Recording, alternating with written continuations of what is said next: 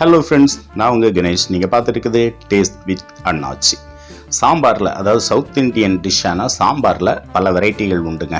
அதில் இன்றைக்கி நம்ம செட்டிநாடு ஸ்டைலில் ஒரு சாம்பார் வைக்க போகிறோம். காய்கறிகள்லாம் சேர்த்து அருமையான அளவுகளோட இந்த வீடியோவில் நான் உங்களுக்கு சொல்லித்தரப்போகிறேன். அப்படி கமகமன்னு மணக்கும் அந்த சாம்பார். நீங்களே ஆச்சரியப்படுவீங்க. இதை நீங்கள் செஞ்சு பார்த்துட்டிங்கன்னா. வாங்க அந்த சூப்பரான செட்டிநாடு ஸ்டைல் சாம்பாரை எப்படி செய்யலான்னு வீடியோக்குள்ளே போய் பார்க்கலாம். அதுக்கு முன்னாடி நம்ம சேனலை சப்ஸ்கிரைப் பண்ணாதவங்க சப்ஸ்கிரைப் பண்ணிக்கோங்க. இப்போ வீடியோக்குள்ளே போகலாம். ஓகே ஃப்ரெண்ட்ஸ், நான் இதுக்கு 200 கிராம் துவரம்பருப்பை கொஞ்சமாக மஞ்சப்பொடி, கொஞ்சமாக காயப்பொடி போட்டு 4 பல் பூண்டும் போட்டு நல்லா வேக வச்சு மசிச்சு வச்சுருக்கேன். இந்த அளவு 200 கிராம் துவரம்பருப்புங்கிறத ஞாபகத்தில் வச்சுக்கோங்க. அதுக்கு தகுந்த மாதிரி தான் நான் உங்களுக்கு எல்லா அளவும் கொடுப்பேன். அதே மாதிரி பருப்பு ரொம்ப மையாக வேக வைக்காதீங்க.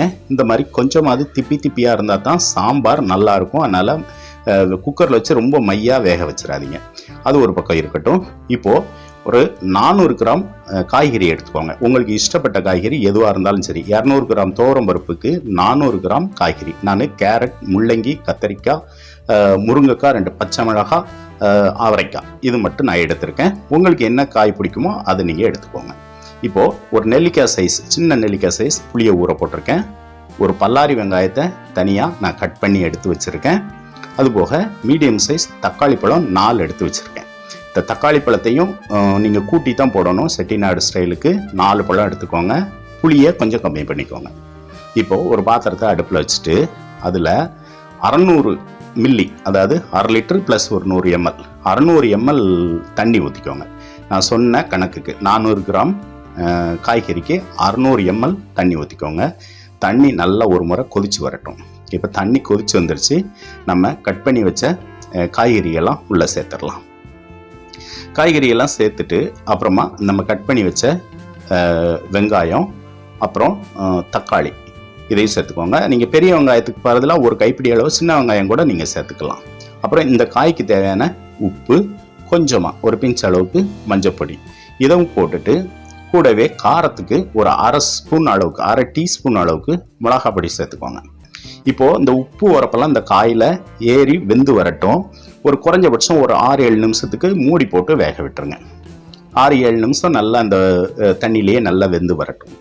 இப்போ கிட்டத்தட்ட அரை வேக்காட் காய்கறியெல்லாம் வெந்து வந்திருக்கு. ஒரு முறை நல்லா கலந்து விட்டுருங்க. இந்த மாதிரி அரை வேக்காட்டுக்கு அப்புறம் தான் நம்ம சாம்பார் பொடி நம்ம இதில் சேர்க்க போகிறோம். நீங்கள் வீட்டில் இருக்க அரைச்ச சாம்பார் பொடியாக இருந்தாலும் சரி, கடையில் வாங்குகிற சாம்பார் பொடியாக இருந்தாலும் சரி, கரெக்டாக 2.5 டீஸ்பூன் சேர்த்துக்கோங்க. நான் 2.5 டீஸ்பூன் சரியான அளவு. இந்த மசாலா கூட குறைய இருந்துச்சுன்னா சாம்பார் டேஸ்ட் வராது. அதனால் நான் சொன்ன அளவு தண்ணி, சொன்ன அளவு பருப்பு, சொன்ன அளவு காய்கறிக்கு 2.5 டீஸ்பூன் சாம்பார் பொடி சேர்த்துக்கோங்க. சேர்த்துட்டு ஒரு முறை நல்லா கலந்து விட்டுட்டு திரும்பவும் ஒரு 6-7 நிமிஷத்துக்கு மூடி போட்டு வேக விட்டுருங்க. இப்போது காய்கறி நல்லா மசாலாவோட சேர்ந்து நல்லா வெந்து வந்துருச்சு. பார்த்தாலே உங்களுக்கு தெரியும், நல்லா காய்கறியெல்லாம் நல்லா வெந்து வந்திருக்கு. இந்த டைமில் ஒரு முறை கலந்து விட்டுட்டு நம்ம வேக வச்சுருக்கிற பருப்பை இதில் சேர்த்துக்கலாம். சேர்த்துட்டு ஒரு முறை கலந்து விட்டுருங்க. கலந்து விட்டுட்டு கொஞ்சமாக அந்த பருப்பு சட்டியில் உள்ள பருப்பு வேணுங்கிறதுக்காண்டி கொஞ்சமாக தண்ணி ஊற்றி அந்த தண்ணியும் இதில் சேர்த்துக்கலாம். பொதுவாகவே செட்டிநாடு சாம்பார் ரொம்ப தண்ணியாகவும் இருக்காது, ரொம்ப கட்டியாகவும் இருக்காது. ஒரு நார்மல் ஸ்டேஜில் இருக்கும். இப்போ உங்களுக்கு பார்த்தாலே தெரியும் சரியான பதத்தில் இருக்குது. இன்னும் கொதித்து வரும்போது நம்ம இன்னும் புளி தண்ணி வேறு சேர்க்கணும். அதனால் சரியான கன்சிஸ்டன்சிக்கு வந்துடும்.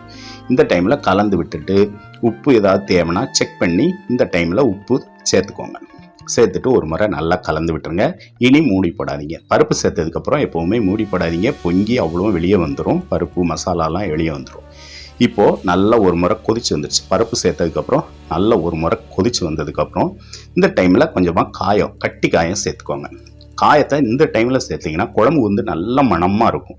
ஆரம்பத்தில் பருப்பு கூட கொஞ்சம் சேர்த்துக்கோங்க.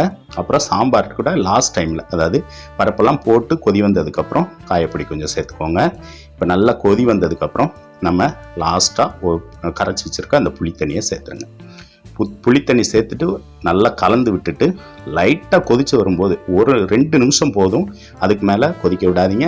அடுப்பை ஆஃப் பண்ணிடுங்க. புளித்தண்ணி சேர்த்ததுக்கப்புறம் கொதிக்க விட்டிங்கன்னா சாம்பாரோட மணமெல்லாம் போயிடும். இப்போ அடுப்பை ஆஃப் பண்ணிவிட்டு கடுகு, வெந்தயம், வெங்காயம், கருவேப்பிலை, 2 மிளகாய் வத்தல் இதெல்லாம் சேர்த்து ஒரு தாளிப்பு கொடுத்துருங்க.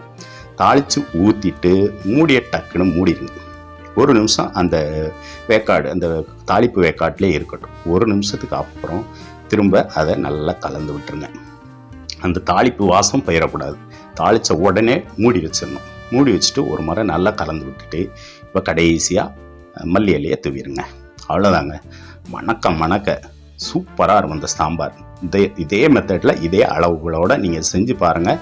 கண்டிப்பாக நீங்கள் எனக்கு மெசேஜ் பண்ணுவீங்க. அந்த அளவுக்கு அட்டகாசமாக இருக்கும். இந்த மாதிரி இந்த சாம்பாரை நீங்கள் செஞ்சு பார்த்துட்டு உங்களோட கருத்துக்களை சொல்லுங்கள் ஃப்ரெண்ட்ஸ். நம்ம வேறு ஒரு வீடியோவில் திரும்பவும் நல்ல ஒரு இன்ட்ரெஸ்டிங்கான வீடியோவில் திரும்பவும் சந்திப்போம். ஓகே ஃப்ரெண்ட்ஸ், பாய்.